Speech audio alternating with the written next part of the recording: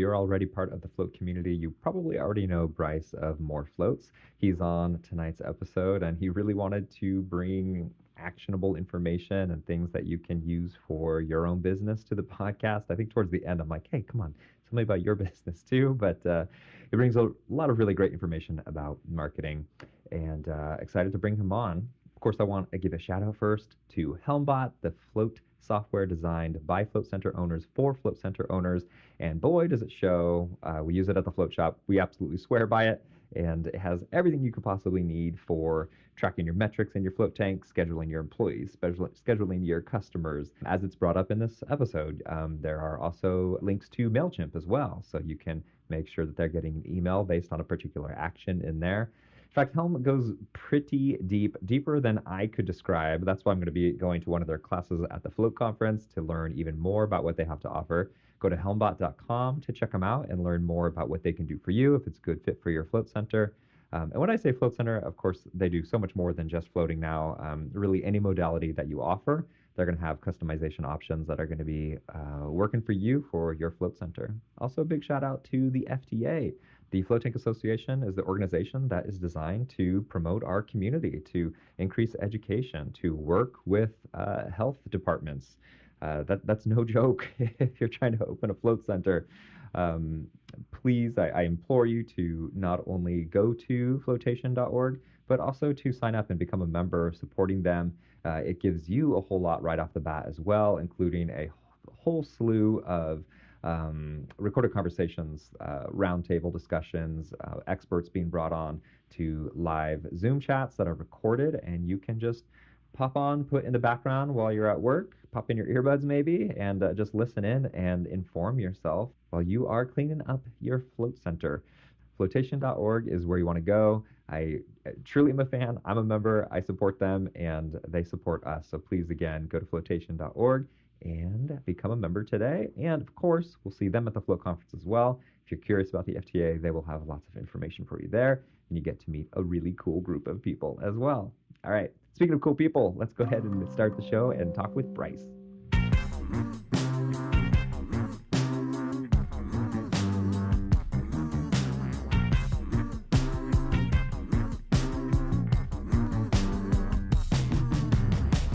Welcome back to another episode of Art of the Float, where float centers thrive. My name is Dylan. I own the float shop in Portland, Oregon with my wife, Sandra. I think for 12 years is the number. At some point, I will ask and verify that. But I think we've been in business for about 12 years, and we've seen the industry change a lot over the years.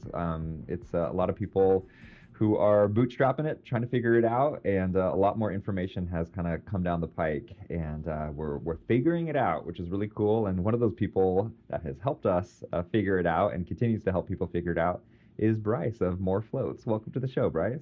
Thanks for having me, Dylan. Yeah, absolutely. Bryce, I know that you're going to be at the Float Conference this year, and I know you're going to have a presentation. Can you give a short little, it doesn't have to be that short, but a little summary of how you got into the industry and started a marketing company for float centers? For sure. Just had my own, I think like pretty much everyone had my own journey with floating. So it was about 10 years ago now.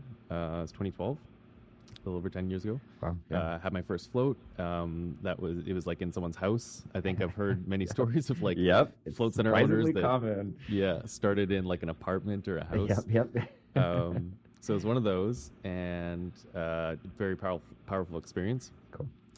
And then I moved to Vancouver, I think about a year later, where Float House opened for the first time. Mm-hmm. And that was literally like a block away from my house. Oh, wow. Yeah, so it was kind of serendipitous. So I met them, I started floating there, finally had access to do it on a regular basis. And started working with them. So I helped them with their website, did a bunch of marketing strategy for them. At the time, I was just doing kind of general consulting. And then that just kind of snowballed from there. I was kind of scouted from the work I did for them because I think at the time they were one of the biggest. They were the first in Vancouver. I think one of the main ones in Canada as well. And then eventually, like, a few steps after that, I was like, I should probably focus on this. I was like, I'm super passionate about it. Yeah. I'm helping all these centers, with it. And then also people will say, like, business people are like, find your niche, stop trying to, help everybody. Right. Um, and so yeah, it was really cool to see how kind of those different projects formed into more floats, and then kind of where we're at now. Cool. Yeah. I don't want to speak for everybody here, but it kind of seems like as small business owners, we tend to have the incredible float experience at somebody's apartment. We start our float center, and then so much attention is in building it. You're learning how to build it, and of course, I'm crossing like 15 years of people starting float centers, like truly with no ideas of how to do it, or nowadays with a lot more information on how to do it. But that's all of your attention is on this build out, this crazy wild thing that's very different than any other type of business or modality.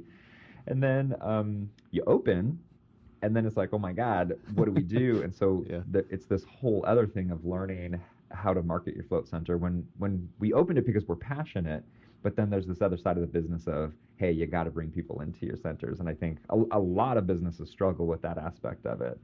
What have you witnessed over the years? Is it getting better? And I'd just like to talk about marketing a little bit in general.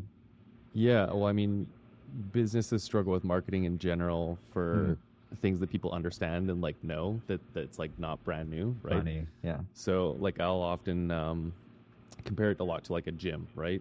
If you're trying to sell someone on a gym, like people understand what working out is, they understand what a gym is. There's like lots of different kinds and maybe new, types of working out and stuff. Hmm. But the general concept people get. Right. Whereas if you almost every day I'll tell someone what I do and they're like, "What is that?" Or Yeah. like, "I think I've heard of that." Sure. Hmm. Um, so there's way more education that has to happen, and then because of that, you also have to sell, a lot more too, Right. right? Okay. So yeah, I've seen. I mean, and like you said, the build outs. We've helped like launch a lot of centers, and we've helped kind of at various stages. Hmm. Some that have been open for a while, and we come in and help them out. But for the launches, like there's always delays. Like especially years ago, there was all the issues with if you're the first float center, like the you probably know this better The than I health do, but all department the with water. Are you health a pool? All of department, that. yeah. Hmm. Yeah. So Lifeguard on like duty. yeah, so like you said, managing that, building out the space to actually have it be silent and, provide a good float experience. But then also have to like educate people and sell them on it, make sure that you're actually like busy and, growing as a business, I think is Hmm. just too much for a lot of people. Right. Right. Um, and so that's where, again, from those projects that I did early on, kind of doing a campaign or kind of, rebuilding a website, all these different pieces, we've now built kind of a plan to fit and take over basically all the marketing side. Oh, interesting. Yeah. Wow. And what are you seeing as working? Like, what do you recommend for people? Um, and and yeah, I have a follow-up question to that. But yeah, let's start there. Um, yeah, I mean, what's working, I would say, you know, centers that really focus on investment in their marketing. And I don't mean that of necessarily like dropping a ton of money, but I think one of the most important things is just consistency. So Mm. we've seen, I think, some centers that will, try something and do a big push, and then maybe like get really busy with the center, Yep. or like a tank breaks down or whatever. Yep. And I've been guilty of yeah, that for sure. Hmm. again, it's like juggling too many things. And Hmm. so if it's kind of stop and start, or you have like a big launch, but then let's say you get a bunch of members in the beginning, but you don't have, the right systems or whatever to be consistent, that's where Hmm. you'll, lose members over time, not have the retention. Um, but even simple things, like investing in having some photos of your space. Again, people don't really understand what this thing is. So Right. we've kind of seen data of if you actually show the equipment itself, because sometimes we'll have, photos of people floating just in water or various things to kind of represent the experience. Hmm. Um, but it is really important, especially if it's just your website or something like that, to have those photos of like, is it a pod? Is it a cabin? Because people Right. are like, what is this thing? Yeah. Yeah. Am I going to be in a coffin? Is this going to be, yeah. I mean, really, I know. We No, don't I like know. using that word, but it's nice Yeah. when you can be like, no, this is what it actually looks Yeah. like. And even the smaller tanks, if you have a person in it, it's like, oh, that's like, I think your mind shrinks it down a little bit when looking at them. So, yeah, I'm Yeah. totally there And with you. I cringe every time I hear that because like the amount of times that people Oh, say yeah. stuff like that. It's like, no. Not at Yeah, all. yeah. Yeah. And that's one of the big things when we show our float tanks is they're like, oh my gosh, yeah, I thought it was gonna Mm. be a coffin. It's like, no, it's Deep. very spacious. You can't Yeah. even touch the roof when you're reaching up, that kind of thing. So if you can start extending that out online to people, then you're going to be making more people comfortable with the concept of getting into a float Hmm. tank for sure. That makes a ton of sense. Yep. Nice. Yeah. So I'd say, again, just the consistency is the biggest thing, and I think there's again going back to the it being a new industry, like there's and it being the way I kind of talk about it is like floating's very complicated in terms of how to craft it and like build out the space and everything, Yes. but it's a very simple experience. Right. Um, and I think it's the again like the education of what it actually like. It's hard to um, explain it until you actually like experience it, right? Sure. So Mm-hmm. there's all those concerns about like claustrophobia. Is it clean? Is it Mm. safe? Again, it's this like strange new thing I've never heard about. Mm-hmm. Um, and so there's yeah again bigger hurdles of either through sales or education that we have to get people through to sell them on it. Cool. So do you find, or maybe I should say, what amount of, let's say we're talking about Instagram, I feel like that's the primary way that we're reaching people with organic social Mm. media. I feel like the Facebook algorithm really buries you if you're not paying. I think Instagram is that's fairly true as well, but I think you get more reach. Um, you know, Twitter or I can't call it X. Sorry, Elon, I can't do it. Um, Twitter seems kind of defunct for businesses. Would actually, can I just delve into that real quick? What do you Mm. find Like with which reach? platforms? Sure. Yeah, I mean, with most of the centers we work with, and even like for ourselves, we focus on Facebook and Instagram. Hmm. Um, there's I would say a lot more centers that are doing TikTok now. Hmm. Um, it's maybe like a few months ago, or yeah, 6 months ago or so, maybe start of the year. Um, there's very few and like not a lot of content. Now I feel like there's at least some that are really investing in that, and it can Okay. be really powerful. Yeah, I'd say those are some of the top ones. Yeah, Okay. I'd say like Twitter. Um, it's interesting too because like these tools, yeah, floating is again about like removing distractions, simplicity, like minimalism, and then you're Hmm. thinking of like Twitter is like real time, a billion Right. things coming at you, right? So Yeah. Yeah. in my eyes, it kind of doesn't fit as much, sort Hmm. of the vibe. But I also try and think of it as like we're trying to pull people off these tools, like Hmm. go take a break, Oh yeah, by all means. have a Yeah. float. Yeah. Yeah, it is weird. I think that used to strike me as odder back in the day of like, yeah, you have to plug into all these things to bring people into Yeah. essentially nothing. Yeah. It actually really shocked me the other day. I was looking at a graph of uh, different social media platform content consumption, and Mm. in particular, it was towards teenagers. So this wasn't, for maybe our demographic specifically, but I was shocked that Instagram, Twitter, TikTok, all of that fit within YouTube's share of the market. Kids Oh yeah, spending yeah. hours of YouTube time a day, like and I get it. I get like that kind of engagement and watching people, the interaction and everything that happens on YouTube is crazy wild. Do you have any ideas for businesses using YouTube as a consistent way to produce content? Hmm. Um, I mean, definitely you can use it like with as part of Google's like ad platform. Mm-hmm. Um, if you're kind of wanting to go that route. I mean, a big part of what we focus on and we're trying to make like a lot more investments in is stories. Mm-hmm. So, if you have people coming through your center that have really powerful stories, they're floating kind of on a regular basis. A simple, I mean, you could kind of do a podcast like this, or you could do, Sure. I've seen centers that will do kind of a nice little interview in their like lounge area. Mm-hmm. Doesn't have to be super polished. It's really about just like sharing, those stories. But again, especially with, I mean, it's any platform, but with YouTube as well. If you're consistent with that, Mm-hmm. maybe let's say you do one story a week Mm-hmm. or once every 2 weeks, and you always keep with that. Yeah. Then that's where you build the followership. You kind of set that expectation with people. Um, so yeah, I would say something like that would probably be work really Consistency. well. Yeah. Cool. Consistency.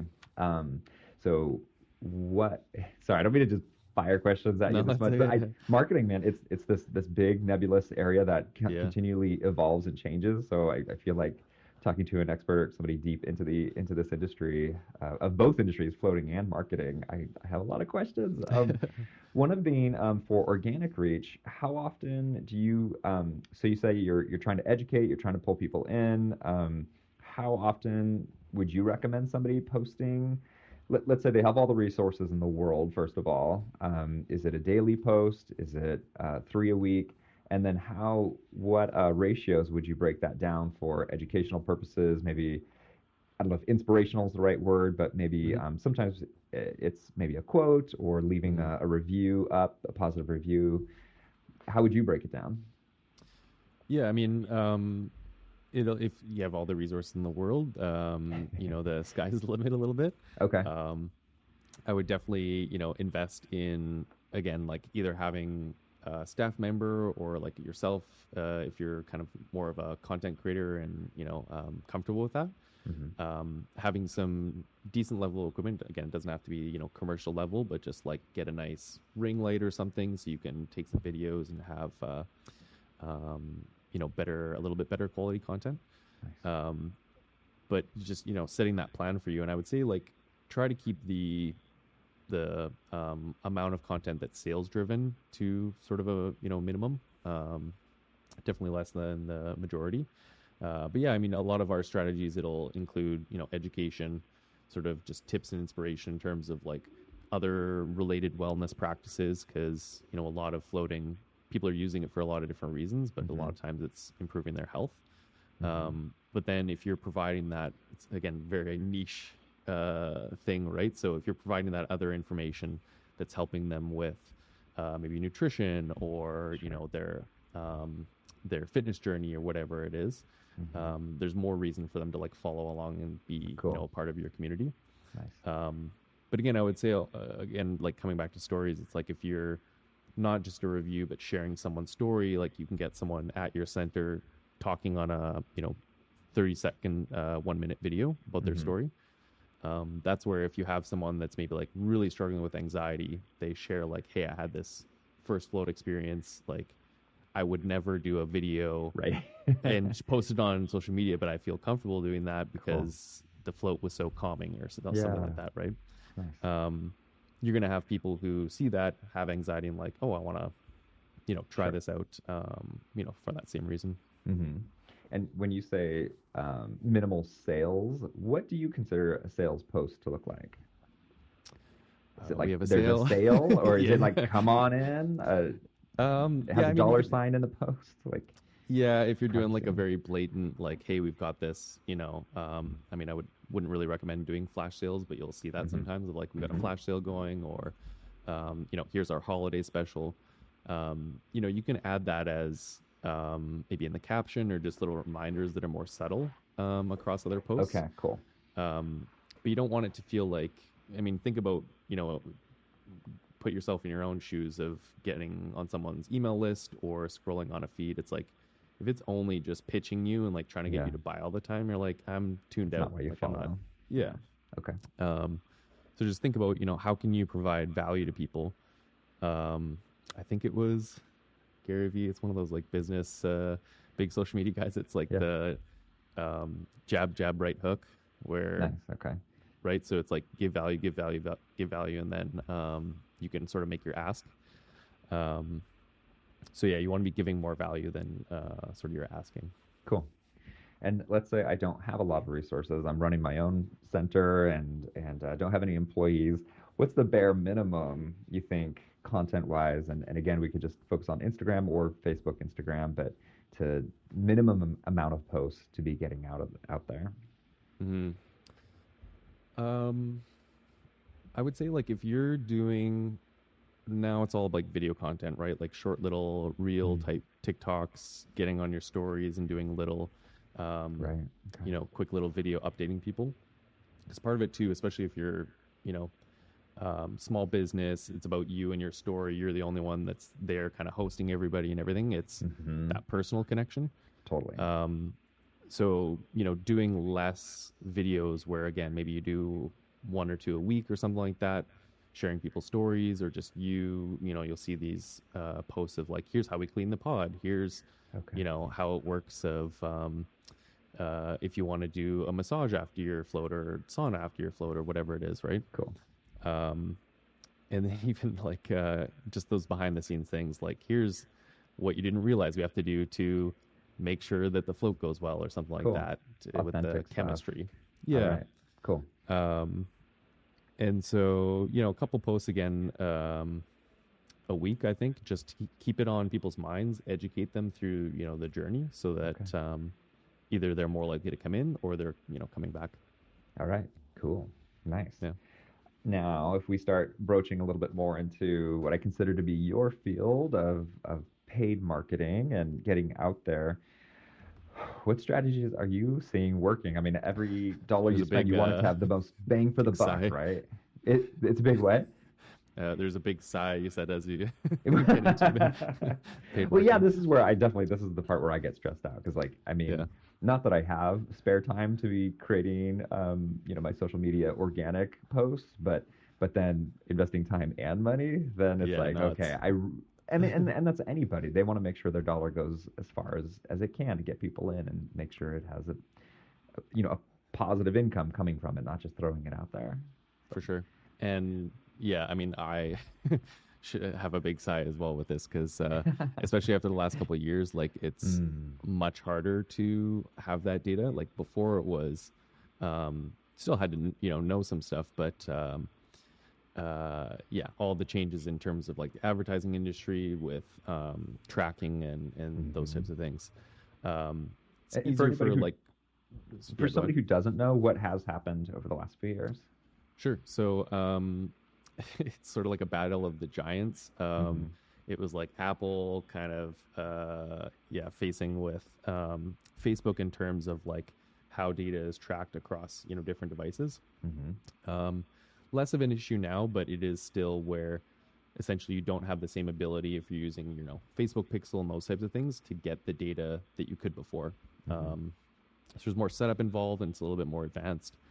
Um, Much easier for like a bigger e-commerce type company to get back to how it was before. Hmm. We have solutions now, so like we're basically had to hire a developer to kind of create a little web app to deal with this. Huh. Whereas before it was like, okay, you set up your pixel and like anyone could figure it out a little bit easier. Okay. But what was your original question? How to do it now? Well, I mean, gosh, I think we might be digressing a little bit in a good way, but basically, what had so you're talking about, yeah, I think Apple was kind of the big one of saying like, hey, you can't just grab all this information, geolocating all that stuff, and market based off of that, which is of course Meta's bread and butter. And the more information they can grab, the more specific they can deliver content to their clients who are trying to advertise. That is where they make their money. So to cut Mm, them off that way was, I think, pretty painful for them. Good for me, the consumer. I don't want my privacy exploited that way. But then on the other side, oh, I'm also trying to sell my business. I do want that information. And so you were saying that it is possible to maybe not. I'm guessing it's not like a workaround, but you can still get lots of information to find who you're trying to market to. And then from there, I think we were just talking about the original question of how do you spend your dollar? How do you market? And by the way, I'm totally comfortable talking about you as a business entity too, and what you provide. Like mm, totally okay to talk about that. And I know you really came on wanting to talk about somebody kind of bootstrap style. My words, but trying to market. But I'd love to kind of cover both. Like, what are the benefits, or if you're just doing this by yourself, again, single float center owner, small center, and I want to market, how do I spend my dollar the best? And then for somebody who is, well, perhaps smaller and just doesn't want to do it, or in that medium to large area where it's like, okay, I need to divvy up and put my money towards this to fill up my tanks. mm. Why would somebody want to go towards you? What are you doing to provide for the float center to make that dollar, that value add? Sure. Um, yeah, so I would say that, if you're smaller starting out, um, it's going to depend on like if you don't have the money to hire someone or you and you have the time to invest in it. I would recommend, there's a lot of information on YouTube. Like some of the stuff you can, there's a lot of people that just like self-educate, right? Like there's a Hmm. lot of free content out there, teaching kind of the basics. Um, and then I would say, just learning that enough where you can get it running and just keeping a close eye in terms of like, this is what we did before we could kind of figure out the clear tracking as we were looking, a lot of centers we work with use Helm and just see, okay, we're spending this amount for this month. Um, is there clear indicators in the different KPIs like the sales, the memberships, stuff like that to Hmm. reflect and have sort of a general idea. Um, the sense I've gotten from some centers is again like people are stretched too thin trying to manage the center and just like throw together what they can with the marketing, but Yeah, then like don't keep an eye on it, so it kind of sure. just like goes Yeah, without understanding if there's an actual return there. yeah. Um, and then I mean, there's things you can do as well to make it a little bit more clear where maybe you have a special that you're only running through those ads. It's Hmm. only available. Again, if you're using Helm, there's like the secret link that you can utilize, so it's not Hmm. in the online store, but you can put that in your ads. It's like if you're selling any of those, then it's from the ads. Hmm. So there's those different types of like strategies or workarounds to have a little bit more clarity of like, okay, I spent let's say $250 to promote this one package, and I sold let's say five that were $100 each. Hmm. Then you're good, right? Right, totally. Yeah. Well, speaking of that, of like talking about sales, something I've been more interested lately is our kind of quiet sales, which is like maybe, you could just shotgun blast, hey, reach everybody in my city. And, I would definitely not recommend that. I think your Mm, return is going to be very minimal, and you could be wasting money. And then you can start narrowing it down to age, gender, yeah, different demographics. But then what I think is more interesting, I don't know if they call them like, they don't call them cold leads. They're not hot leads. They're like medium. But basically, warm. Yeah. somebody has been to your website but didn't purchase, or showed some kind of interest, or even visited your float center and then didn't, never came back. Were they aware of the deals that they could get? And so reaching out via social media to that person specifically, um, to say like, hey, not to say, hey, you were interested, but because they were interested, hey, you can't Mm, get in for this discounted amount, because that they're not just a completely cold lead. They're somebody who, typed in floating into their browser, or into mm. Google. Do you have any experience Strategies like there? that. Any thought? Yeah. Hmm. I mean, that's part of what we do with the ads. So Hmm. we kind of break it down from like cold, warm, hot. So we're looking at what we try and build out is like the full funnel in terms of like someone who has no idea what floating is, and try to educate them, get them towards that first float, which is kind of the warm area. Hmm. Um, hopefully sell them, on an intro pack, and then we're working towards like let's bring people back, let's get them into a membership. That's more like the hot side. Cool. Um, yeah, but in terms of other strategies, I mean, um, email marketing Mm. is a really important piece of that. So you can have email automation set up to follow up with Right. people. If Cool. I think Helm also has like sort of I know there's a connection with Mailchimp through Helm, so you can Right. set up like banning cart type things and stuff Hmm. like that. Yep. Um, but yeah, I mean that's where you can get if you have that data to work with, or again you're just kind of have your funnel built out so you can see where people are at um, in your journey. You can catch them at those right points to convert better. Yeah. All right. Cool. When you talked about membership, that's not one I think about a whole lot. Like we want members. Members, I like if everybody who floated at our center, even if we didn't have as many people floating, if they were members, I would be happy just because of that Mm. consistency. But um, how do you use that marketing to let's again go back to social media instead of email, and, unless I'm just wrong and you're like, no, this is fully email. But how do you convert somebody who's floated at your center to become a member via social media marketing, advertising? Or did I Uh, misinterpret what you were saying? well, let me say that like a big part of how I see things and work, kind of our philosophy is like you have to see your marketing as like a from the big picture where it's kind of like a system across these different pieces, right? So it's not that you would only win them over from like social media ads or from Okay. organic posts that you're doing or the Hmm. emails. It's like all those different pieces working together. Cool. Um, but let's see. I think one of the biggest pieces, honestly, is just educating them properly from the beginning. Um, so I'll say that like a lot of um, a big pattern we've seen is if a center is like deeply discounting a first float. So we'll see that sometimes. We've had centers that have worked with other like random marketers or freelancers in the past. Let's do a 50% off for your first float. We'll get them in, really cheap. You'll get a bunch of first timers coming in. Hmm. Um, Almost every time, though, they're not someone who's going to become a member Hmm. because they're now, let's say, your $100 float, like full price.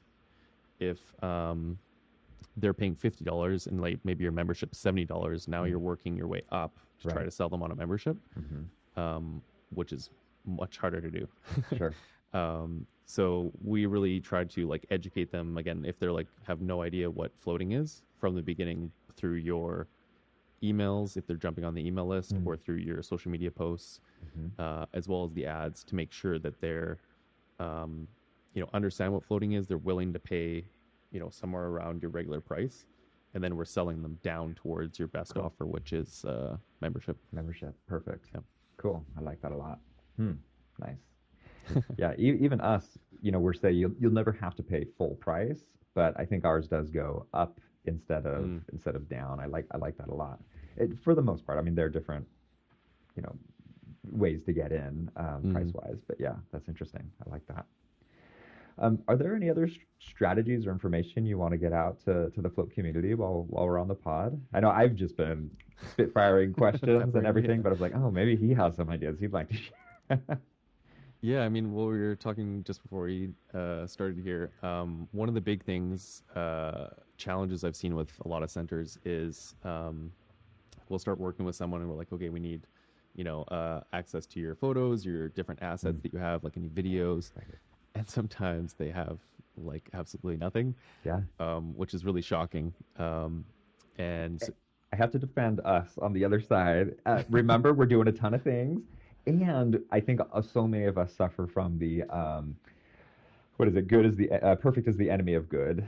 mm, I always want like the perfect setup, the perfect lighting, etc., and that really holds me back. And I'm a photographer. This is what I do, and I know the value, and yeah, I still harangue myself. It's terrible. So yes, please, but please explain why we should be anyway. yeah, okay. Um, So yeah, I mean, told you I was gonna, pump up your photos because we've been using them, for quite some time with our partners, and they Yeah, perform really yeah, well.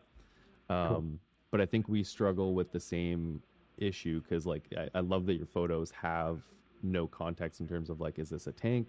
Is it a Yes, pod? Because it's right. universal. I think they're also like better in terms of just coming across as they look like very hero image, a lot of them, I think, Hmm. without necessarily the pod showing sometimes. But what we found is like those work really well, but we also need like what does the room look like? Is it a Yep, pod? Is it a yep, tank? Is it yep. a open pool? Um, and but I think if we don't have those photos to work with, then people are kind of just stuck with like, okay, I get that I'm like floating, but where like is am I out in the lake? Is Right. Yeah, this, yeah, yeah. Totally. um, it's kind of this missing part of the picture as they're trying to imagine, if I'm going to go and do this thing for 60 minutes, you'll see the comments of like, can I get out? And like, what, Funny. what, Right. what's going on here? So, Yeah. um, I And think just and investing in, it, a solid set of photos is really important. awesome. And I don't think they have to be with a DSLR. I think you can take these with cell phones are incredible these days. Yeah. It's fine. It's totally Yeah. good. And I think oftentimes the candid shots people respond to more than the professional shots. Like it's kind of that behind the scenes feeling that kind of is comforting to people. And um, somebody's going to be more likely to engage with that style. And I've been saying it for years. Like my photography is great. There's a little bit of education, I think, on like the look, but I think mostly the images are about the feel. And Mm-hmm. oftentimes, like it's a great background for text and some communicating other things. It doesn't have to be like the primary thing, um, focal point, or to get somebody to read the text. But always have said, do your own photography as Mm-hmm. well. It's harder, like especially if you're having somebody in the tank. Like that's again a great reason for why I exist. But being able to educate, like we were talking about earlier, like the size of the float tank, all of that. But Mm-hmm. also like the vibe of the place. The vibe is so important Mm-hmm. and such going to be such a huge component of why, like in Portland, there are a lot of different places to choose from, and we all have a different vibe. Just because we're just different business owners, and we all have different, I don't know if values is the right word, but we're all just driven differently. And so the more that you show your space, somebody's gonna like, oh, that's my space. Yep. So I think that's another important component to it as well. Yeah, and that was a good way to put it. Like, I definitely agree that your photos, it's like the feel, the kind of showcasing the experience and giving the vibe of like, wow, these people seem like very calm and like meditative and stuff like that. Hmm. Um, but yeah, needing the context of like, but where? um, and yeah, Yeah, as you said, I exactly. mean, I think the important thing is like make sure the room's clean, like Mm. have the light, as good as you can have it. I know that sometimes that can be quite challenging in the rooms, depending on kind of how you build it out. Um, but yeah, I mean, having like anything is better than nothing as long as it's like does not look horrible. But like Hmm. we come across a lot of centers where you invest so much time. It's like a very beautiful space, and then it's not as much of an investment just to showcase it properly. Right. Bring someone in, even if you get like a young up and comer Mm. photographer, right, in Hmm. your area, can make a big difference. And it is possible you can find somebody, depending on how long you've been around, who's willing to trade as well. I don't want you to take advantage of anybody, but if somebody finds Yeah, value in floating and as a photographer, that seems like a very nice trade to me as yeah. well. So that works. Um, yeah, is there anything else that you want to share? Not that you need to, um, but if not, I'd love to ask about you being at the conference and Sure. what your presentation is going to be about. Yeah. So I'm doing a talk. Let's see. Think if I can remember the title. It's basically about going from awkward to authentic in your sales. So that's Awesome. another big challenge that we've seen in the industry. Is I think a Hmm. lot of people we like started out with a lot of people coming from the heart. They want to help people, but struggle with like closing sales or like making sure that someone books in, even if they love their experience. um, just sometimes those sales moments to grow the business and keep people coming back can be quite hard. Yeah, So yeah, I'm going to be giving some examples of how we kind of help support float centers and like coach them in the sales part, cool. but also how stories are the biggest part of it. It's like your story of how you found floating and how it helps you or your staffs, all those things. It's a core piece of how it becomes less, strange and like, oh, I got to go buy this script and it feels weird to Sure, just like got it. floating help me in this way. And Cool. yeah, it can help you too. The awkwardness of sales is definitely something we've talked about a lot on the podcast. That's a Okay. proves to be a major issue with I feel like all of us to some degree. It just continues to come up, and I'll have some sort of comfort, and then it kind of rebubbles up, and it this will be nice for me to kind of retrain, reconnect with that. Like Mm. doesn't have to be you don't have to be slicking your hair back with grease and trying to sell Yeah. something. Like you're it's an exchange and you can still be a good person and trying to make an exchange, you know. Yeah. Yes. Um, so if I can, I guess we're talking about marketing. Let's talk about what you do. If we visit you at your booth at the Float conference, I assume you have a booth. Yep. What would be your elevator pitch for what you provide potential float center owners, customers? Yeah. So we work with existing and centers that are about to open. Basically, we cover all your marketing. So we take care of your website, your ads, your social media, all those different pieces, so that it frees you up to manage and deal with operations. Hmm. And so yeah, we basically have two different plans. One is our partner plan if you're already open and running as a center, and then we have kind of a specialized what we call our launch plan, which is a 3-month campaign before you open your doors, and that gets you 100 members or more by your grand opening. So Cool. 100 members, not just people in your float tanks, but actual members. recurring paid members, Wow. yeah. Cool. Ooh, can I ask one more question? Just because it is on your website. I've seen it a few times. You're talking about beta testing an app. Can you? We can cut this. We can, but Okay. would you mind sharing a little bit? Uh, yeah, Ah. it's so it's something we're using it ourselves. So you might be interacting with pieces of it Okay. on our website and stuff like that. So yeah, it's basically to our goal is to try to automate a lot more pieces. So in the past, we've set up a lot of different systems for our partners using different tools and online platforms and stuff. We're working kind of set up our own that unifies a lot of that in terms of could be SMS marketing, your email marketing.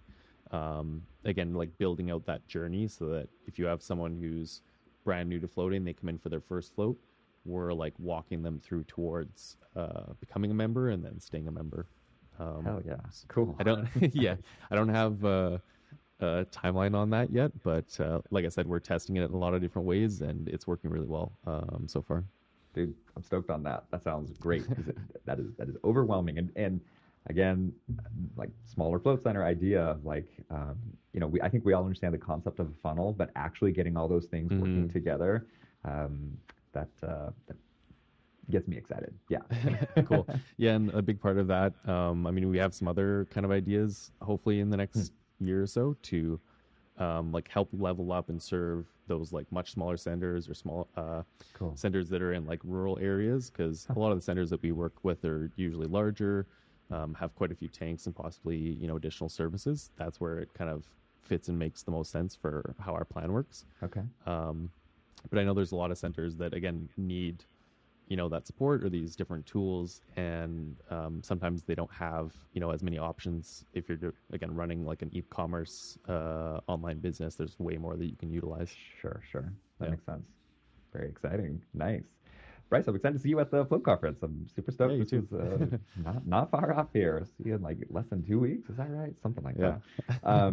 You guys say hi to Bryce. Visit his booth. I highly encourage you. I have a lot of respect for Bryce. He's been in the industry for a very long time, and I over the years have gotten to know him better. And not that you have to take my word for it, but I certainly, if you have faith in my view of other people, I guess is how I would say it. I have a lot of faith in Bryce and his attitudes towards business and marketing and as a human being, if I can put that out there. And yeah, so please go to morefloats.com if you're interested in more about what Bryce's business can do for you. Also follow him on the Instagram, and sounds like he's not on TikTok, but can't be We too are long. we're working on getting the content going with that. Nice. What's the handle? More At, floats. Yeah. at More Floats. Yep, Yeah. perfect. Um, let's see here. I think that's about it. Yeah, and then of course, be there for his presentation as well. Bryce, thank you so much for joining us. Thank you. And Thanks for the kind words. Yeah, yeah, and the time. yeah, absolutely. Thank you for your time. Thanks to my co-hosts who are not here, but are always here in spirit. But just easier to do these Float Conference episodes one on one. I do enjoy the one on one conversations. And yeah, thanks to our advertisers. Thanks to Helmbot. Thanks to Float Tank. Excuse me. And thanks to Float Tank Association. And yeah, thanks to Mindful Solutions. That's Mindful with two L's dot solutions, Kim's business. And beyond that, yeah, we'll see you next week with Corey Allen.